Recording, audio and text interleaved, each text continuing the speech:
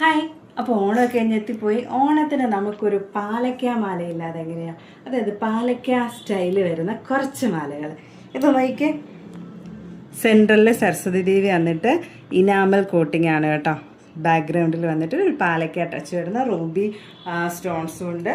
അപ്പോൾ നല്ലൊരു ഇത് പതക്ക വിത്ത് ചെയിനാണ് കേട്ടോ. കുറച്ചും കൂടെ ഇറക്കിയും അതല്ലെങ്കിൽ കുറച്ചും കൂടെ കയറ്റിയും നമുക്ക് വിയർ ചെയ്യാൻ പറ്റുന്ന തരത്തിലുള്ളത്. പിന്നെ അതിന് തന്നെ സ്യൂട്ടാവുന്ന രീതിയിലുള്ള ഒരു വളയാണ് കേട്ടോ. ഇതൊരു ആൻറ്റിക് ലുക്ക് വരുന്ന വളയാണ്. അതിൽ ഗ്രീൻ ഇനാമലാണ് വന്നിരിക്കുന്നത്. ഒരു പാലക്ക ടോൺ കിട്ടാൻ വേണ്ടിയിട്ടാണ് കേട്ടോ.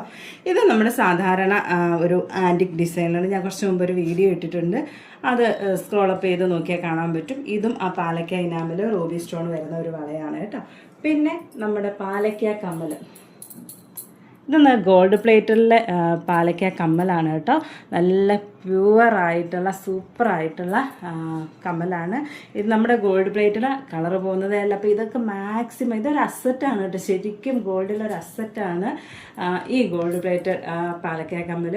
അപ്പോൾ നമ്മുടെ വർണ്ണയുടെ ഇൻസ്റ്റാഗ്രാമിൽ കയറി നോക്കിക്കഴിയുമ്പോഴത്തേന് ഇങ്ങനത്തെ എല്ലാം റീൽസ് നമ്മൾ അപ്ലോഡ് ചെയ്തു.